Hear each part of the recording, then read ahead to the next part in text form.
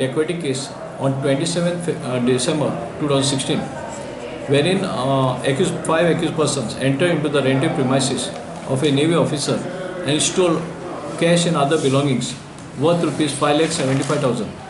Subsequently, we had arrested two accused persons, alias Allah and Ravi Harikan, in this particular case, and the main accused was absconding.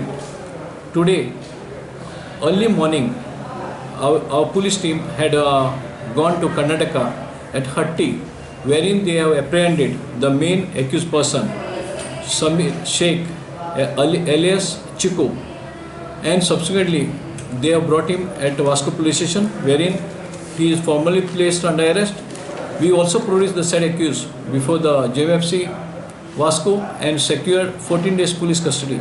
Further investigation progress. We had earlier conducted a raid on the residence of Sameer Shaikh alias Chiku and recovered cash and other valuables worth around 2 lakhs.